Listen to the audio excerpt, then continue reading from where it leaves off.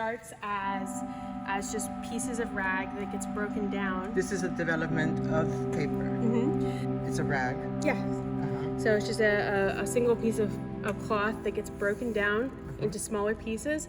Eventually you end up with kind of just fluff. This is all just the little tiny pieces of string that make up your fabric. That gets beaten and washed, and a lot of chemicals are added to it to kind of turn it into a pulp. And this would be this is the dried version of that pulp. But you can see it's almost kind of like paper, but it's also almost kind of sort of like fabric. You can see that it's still got fibers that are still kind of not fully interlocked. At this point, it's been strained out, and this piece has been dried, and you can see it's really thick and really dense.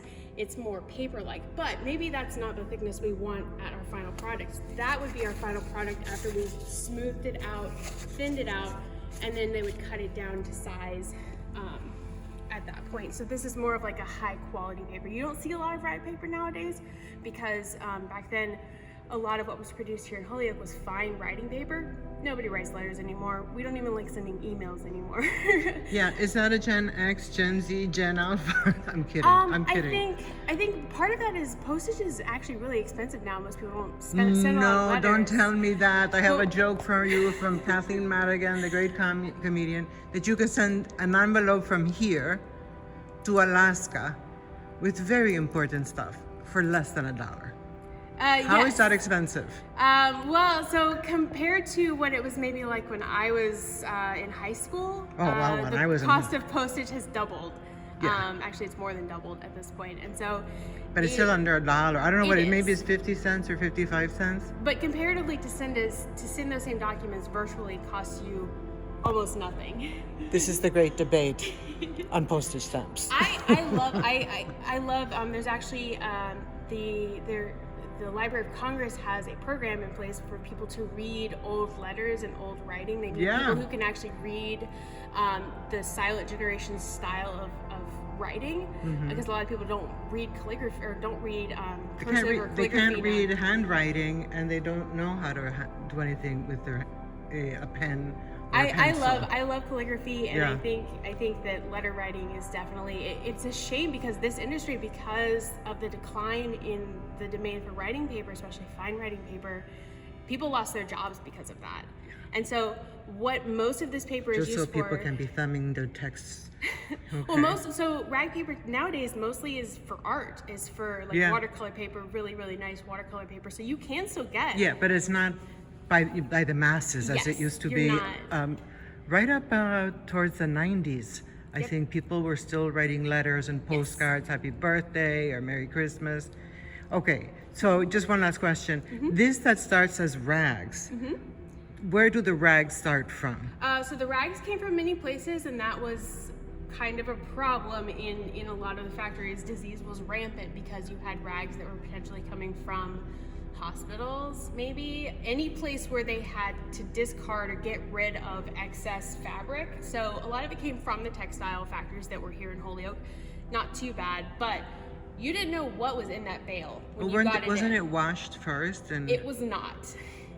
So you were handling something that potentially had smallpox. Oh no. Or maybe a little bit of typhus. There was rat droppings in it. But all sorts of stuff. But before the textile before the rag, that could be cotton, that could be silk. Yes. The origin story of all of this is from silkworms, is from cotton puffs. So most of what was used for rag paper was cotton, just because it was the easiest to break down. Silk is it's a very tough fiber. So it doesn't break down quite as nicely as cotton does. So cotton is very reusable. Did the cotton that came to Holyoke come from the South, from the enslaved people? So some of it did, yes.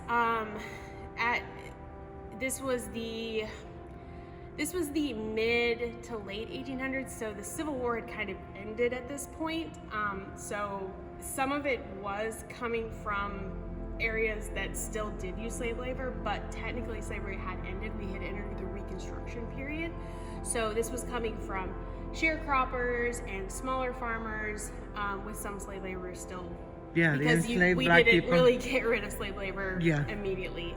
But yes, so it So was it's like predominantly coming from the south. smallpox, it's disease, it's the oppression of people.